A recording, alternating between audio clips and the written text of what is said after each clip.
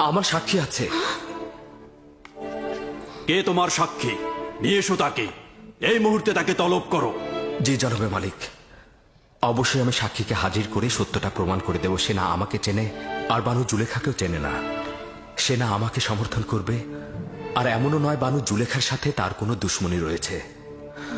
সে তোতা পাখির মতো সত্যটা বলে যাবে, আর এতে কার লাভ হচ্ছে আর কার ক্ষতি হচ্ছে সেটা সে বুঝবে না।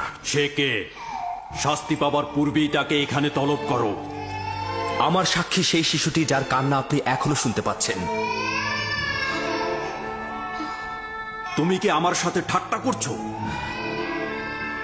না জনাবে মালিক, আপনার কাছে আমি তাগাদ করছি, ওই শিশুটিকে দয়া করে এখানে নিয়ে আসুন, তাহলে সত্য প্রমাণিত হয়ে যাবে। একজন নবজাতক সাক্ষী দেবে? সে তো এখনো কথা বলতে শেখেনি। ঠিক আছে, বলুন তাকে নিয়ে আসতে।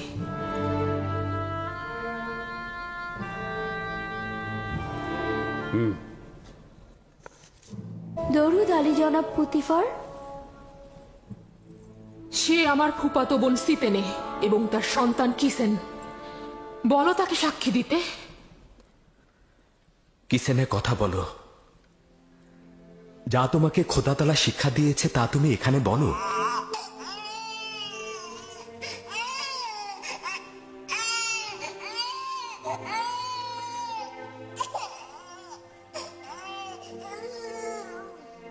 বলো কিসিনে।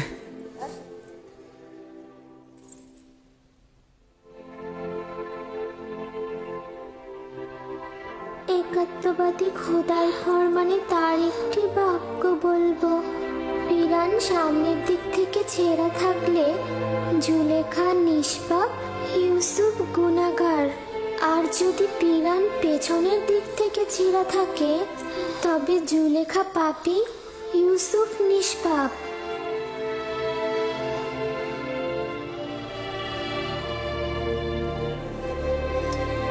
তুমি কি করে কথা বললে লক্ষ্মী সোনা আমার?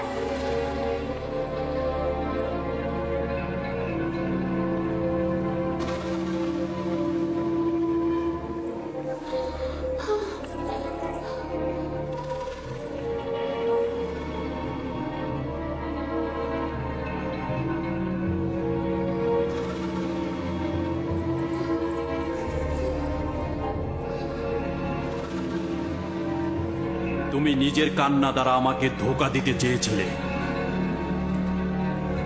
আসলে নারীদের প্রতারণার ফাঁদ খুবই বিশাল।